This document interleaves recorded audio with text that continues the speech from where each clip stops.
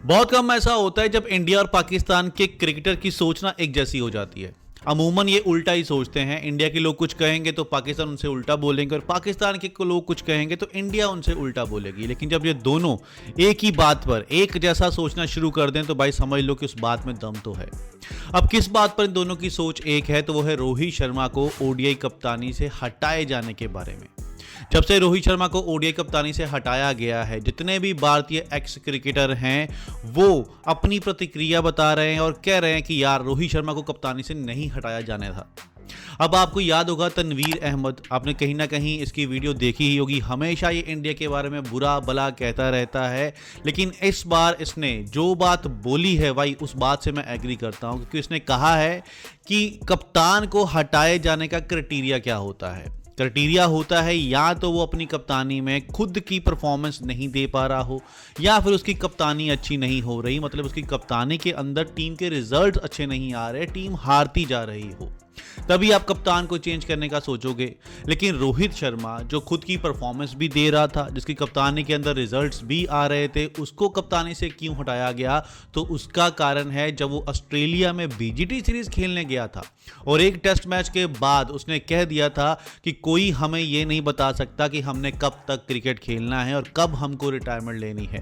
ये जो पेन लेकर बैठते हैं, लैपटॉप के सामने बैठ जाते हैं और बोलते रहते हैं, टीवी पर आकर अपना हिसाब किताब लगाते रहते हैं, भाई साहब इनके हिसाब से हम अपनी क्रिकेट नहीं खेलने वाले, हम अपने हिसाब से ही चलेंगे।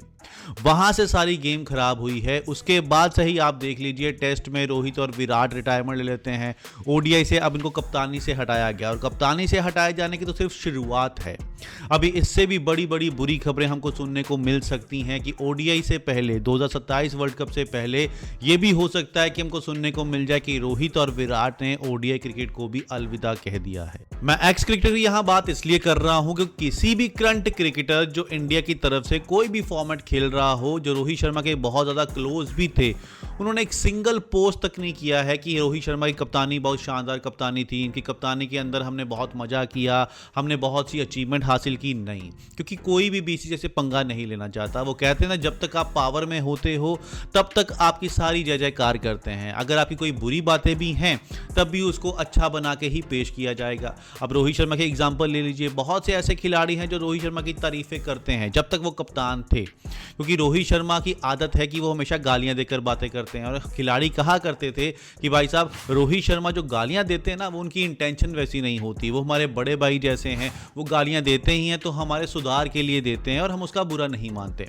अब जब वो कप्तान से हट गया है, अब अगर रोहित शर्मा ने किसी खिलाड़ी को गाली दे दी ना, तो आप देखना यही वो खिलाड़ी होंगे जो रोहित शर्मा की तारीफ कर रहे थे, यही आकर अब बोलेंगे कि यार रोहित शर्मा का बिहेवियर अच्छा नहीं है, बात बात पर गालियां देते हैं। तो भाई यहां पर जो तारीफें होती हैं वो इंसान की नहीं होती, इंसान के ओहदे की होती हैं कि इंसान किस ओहदे पर बैठा हुआ है। क्या सूर्य कुमार यादव, जो इनके जितने भी क्लोज थे, जो मुंबई इंडियंस की तरफ से रोहित शर्मा के साथ खेलते थे, इनको एक पोस्ट नहीं करनी चाहिए थी रोहित शर्मा की कप्तानी की तारीफें करते हुए? पर नहीं, कोई पोस्ट नहीं करेगा, सब शांत होकर चुपचाप बैठे हुए हैं, तमाशा देख रहे हैं कि क्या चल रहा है और क्या होगा। अब आप देखना नई नई रिपोर्ट सामने आएगी जिसमें रोहित शर्मा को बुरा भला कहा जाएगा।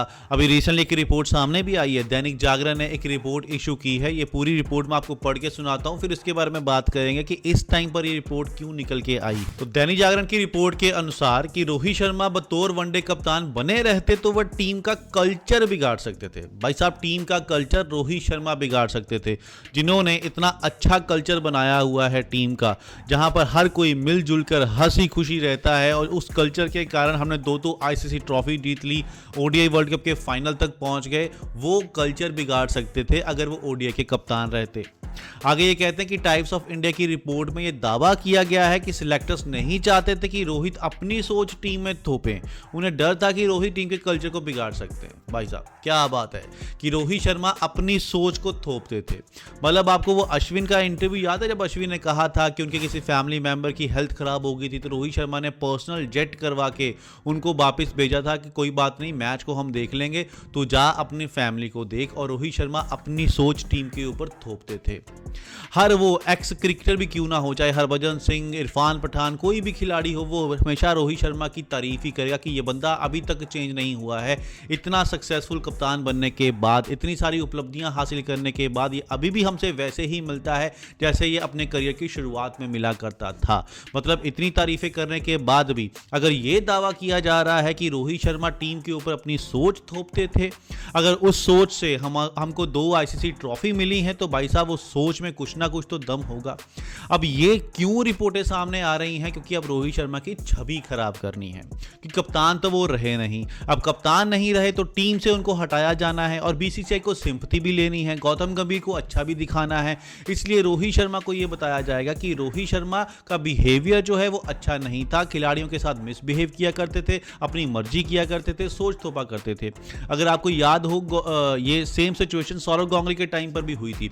जब सौरव गांगुली को कप्तानी से हटाया गया था ना, तो कहा गया था कि सौरव गांगुली जो है वो उसकी हिटलर की तरह है। मतलब अपनी जो सोच है, अपनी जो भी इनका डिसीजन होता है, वो खिलाड़ी के ऊपर थोपते हैं और दादागिरी करते हैं। ऐसा कहा गया था सौरव गांगुली के बारे में, और वही चीजें अब रोहित शर्मा के बारे में कही जा रही है। अब एक ही ख्वाहिश है कि रोहित शर्मा कप्तान तो नहीं रहे, लेकिन ओडीआई सीरीज का अभी भी वो हिस्सा है। वो 3 मैचेस खेलेंगे ऑस्ट्रेलिया के अगेंस्ट, और 3 मैचेस में चाहता हूं कम से कम वो 2 शतक लगाएं, और 2 शतक लगाने के बाद ना खुद वो कह दें कि मैं अब ओडीआई क्रिकेट नहीं खेलने वाला हूं, मैं यहां से रिटायरमेंट लेने वाला हूं। जी हां, यही सही तरीका है, क्योंकि बीसीसीआई प्लानिंग करके बैठा हुआ है। गौतम गंभीर, अजीत अग्रकर ये सारी पॉलिटिक्स चला रहे हैं कि किसी ना किसी तरीके से रोहित शर्मा को टीम से बाहर कर दिया जाए। अगर टीम से बाहर नहीं करना होता तो उनको कप्तानी से भी नहीं हटाया जाता। अब रोहित शर्मा की ये सीरीज वैसे ही है जैसे उन्होंने अपना करियर शुरू किया था, क्योंकि उनके ऊपर अब सुइयां लटकी हुई हैं सिलेक्शन की, कि उनको सिलेक्ट किया जाएगा वर्ल्ड कप के लिए या नहीं सिलेक्ट किया जाएगा। तो एक एक्स्ट्रा प्रेशर उनके ऊपर आ चुका है, और मैं चाहता हूं कि वो सोच कर जाए मैंने सिर्फ ये सीरीज खेलनी है। इस सीरीज में मैंने 2 शतक लगाने, और 2 शतक लगाने के बाद मैं ओडीआई को अलविदा कह दूंगा। आप अपनी टीम बनाओ। आपको लगता है मैं कल्चर खराब कर रहा था, आपको लग रहा है मैं टीम के ऊपर सोच थोप रहा था, तो भाई साहब अब आप अपनी सोच लाइए, जैसा आपको सही लगता है आप करिए।